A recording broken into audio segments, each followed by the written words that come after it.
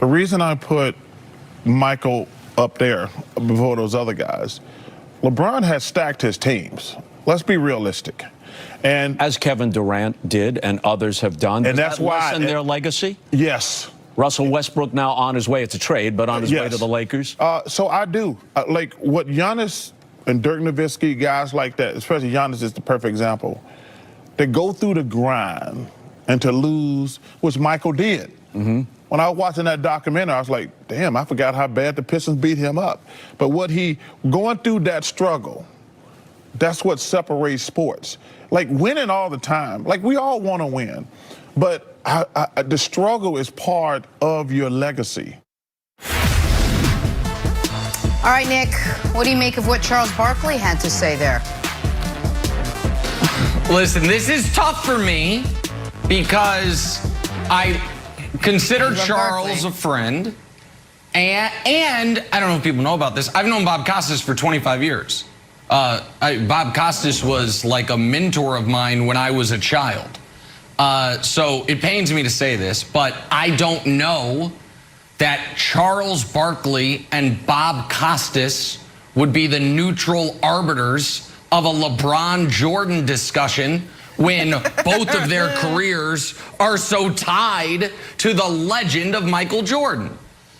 And so I think that there has to, be a neutral third party, and I think I fit that bill perfectly. So I would ask the question perfectly. Wait, what would perfectly? Like a glove. What would like a glove, buddy. People have asked LeBron to do? I'm just curious. Would they have liked LeBron to just stick it out in Cleveland? Because this wasn't a Durant, Oklahoma City situation where you have Russ and you had James Harden before they traded him away and Serge Ibaka. LeBron spent 7 years in Cleveland the first time around. The best teammate he had initially was Ricky Davis. It then was Zydrunas Ilgauskas. It then was Larry Hughes. And it culminated with Mo Williams. That Cavs team was so well-rounded and so well-built that the moment LeBron left, the next 4 years, they averaged 24 wins. His final 2 years, they averaged 64 wins. So it's not an exaggeration to say he was carrying you to, 40 wins a year by himself. So this is not a situation where a guy, and I can't think of a good example, but let me try to pick one out. Like, Charles Barkley, who was drafted to a stacked team with a bunch of Hall of Famers and couldn't win, and then was like, no, I need to go to a different stacked team, the Suns, and then couldn't win there. And then, no, let me go to a different stacked team, the Rockets, and couldn't win there. That's not the situation. Situation is, it was a Kevin Garnett situation. I gave you guys damn near a decade. You gave me nothing. I need to move on. So, Brandon, what I want to know for the people that criticize LeBron for leaving Cleveland and not sticking it out, would they have rather he just stayed with incompetent ownership, incompetent management, incompetent coaching? Because that's happened to be where the ping pong balls fell. Is that what they wanted him to do? Listen, Nick, you know what it is, man. We don't like the new school. We don't like what's new. We are stuck in our ways, and when someone disrupts that or someone's innovative, we want to talk about them. Look, you're right. You got Barkley at the end of his career. He goes down to Houston, joins Clyde the Glide Drexler, Hakeem, and then you also have Pippen there. So you did it. So how can you even be a part of this conversation? Now, if you're a guy like Dame Lillard, maybe I'll lean into this conversation and listen a little bit more because you didn't do that. Maybe if you go back and you're a guy that never, left your organization and you stayed there and you muscled it out, then yeah, maybe I'll listen to you. But this is the modern NBA, okay? Business is changing. These guys aren't sitting around anymore saying, you know what, I'm going to leave my career, my legacy in some old crusty guy's hands, some general manager, some owner. No, they're not doing that anymore. These guys understand the business around the NBA. If you're not going to put me in position, if you're not going to give me everything I need every single day to win, then I'm out of here. You like it or not, that is what the modern athlete is thinking. So for LeBron James James to leave Cleveland and then go to Miami and team up with Wade and Bosh. You want to knock him for that? Think about this, too. Chris Bosh, I love Chris Bosh, Hall of Famer. But Chris Bosh, he's not Kevin Durant. Chris Bosh, he's not, he wasn't Kobe Bryant. We're talking about Chris Bosh. Right. Now, Dwayne Wade, you can honestly say, that's my guy, my brother. You know, but there was some years there where he was carrying D Wade. So I don't like it. You know, I don't like this conversation because I would rather cheer for LeBron James. Wow, when you see a guy from Akron, Ohio, and he says it all the time, I'm just a kid there, that's a lot, man. This dude has done a lot for the NBA. This dude has done a lot for the players that came before him, the guys after. This dude needs to be cheered. This dude needs to be placed on a bigger platform and pedestal because of what he does for all of athletes around the world. So I don't like Charles Barkley going out there and saying this dude is next level leader, this dude is next level when it comes to, you know, how he conducts himself and handles his business. Okay, so first of all, the Chris Bosh slander that you slid in there to a bunch of nice LeBron compliments. Chris Bosh could have stayed in Toronto and averaged 25 and 14 and not won a ring, and but never maybe be remembered individually as a greater player. So Chris Bosh, as part of his greatness, he was willing to play the third wheel. I sacrifice. That's right. That's fair. Give Chris, yes, he did a great job. So I just don't want Chris Bosh to get like a shot from Chris. No, I love Chris. Chris was great, but what I'm saying is, at the time, he wasn't a top 5, top 6 player in the NBA. Not like was he even top 10? That's fair. Fringe, I have to go back and Nick, I'm sure Nick will have it just 12, like this. Like, 15, actually, 12, maybe.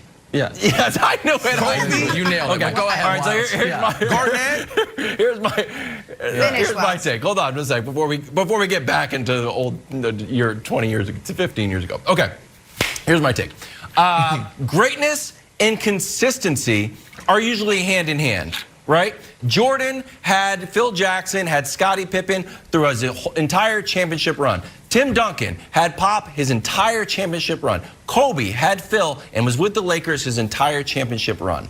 LeBron's legacy doesn't take a shot or take a step down because he moved teams. Nick, I'm going to actually say it takes a step up. The same way Brady's took a step up. The fact that LeBron goes winning follows, and we talk a lot about this with Chris Paul. Oh, look at the winning percentage goes up. But championships follow LeBron. You leave Cleveland, you go to Miami, you win. You go back to Cleveland, you win. You go to Los Angeles, you win. Eventually come to New York and win one. That would be nice. So, Nick, I actually see it the exact opposite of Barkley does. I actually think the more he moves around, the more guys get rings with him, and I'm not going to say he's carrying him, and that's why it's so interesting for this next Lakers team. If Russ can get a ring, if Carmelo can get a ring, I think it's less of a super team that LeBron is forming and more of like, look at this, I am a magnet to winning, and my legacy is that I am a winner wherever I go, versus a lot of NBA legends that say, I won in this place under these conditions. I just think it's wildly unfair and ahistorical to act like there is a long list of guys who did what Giannis just did, which is why what Giannis just did is so remarkable and so important and so special. Like, people are like, oh, Duncan won immediately, didn't go anywhere. Yeah, man. He was drafted to a team that had a league MVP at the tail end of his prime in David Robinson. Oh, Kobe. Yeah, Kobe was drafted to a team with Shaquille O'Neal. And so, yeah, guess what? He won. Oh, Magic was drafted to a team with Kareem, a guy who knows, by the way, exactly what that feels like is Charles Barkley, who was drafted to a team with a league MVP in Dr. J, a league MVP in Moses Malone, an all-time great player in Andrew Toney, a Hall of Famer in Mo Cheeks, who had won the title 2 years prior, and guess what? It was all good in Philly. Chuck was awesome. They make the conference finals his rookie year. And then they trade Moses Malone a few years later, and Dr. J retires, and guess what Chuck does? Forces his way out. The moment the Sixers missed the playoffs, I'm out of here. Where am I going? Phoenix. How good were they? Well, they had won 50 games, 4 years in a row. And then in Phoenix, after the first year they make the finals. You know who starts beating them in the playoffs back-to-back years in brutal 7-game series? The Rockets. And go Google the New York Times story the day Chuck went to the Rockets. He says, I forced my way to Houston because he couldn't win there through some fault of his own, but mostly no fault of his own. And then couldn't win in Houston, came close 1 year, his first year, and then he retires 3 years later. Like, Charles should understand as much as anybody that sometimes things are beyond your control and you need to try to find a better spot. And Brandon, you mentioned Dame. I would like to see Dame at some point have a chance to win a title. Yes. Dame has done his part. Right, exactly. Does anybody think that the right path for Dame is you were drafted to Portland, you got to stay there forever? Now, I'm not saying guys, like there's an extreme to this. I don't like that people are already like, well, Zion should be on the move. He's been there 2 years.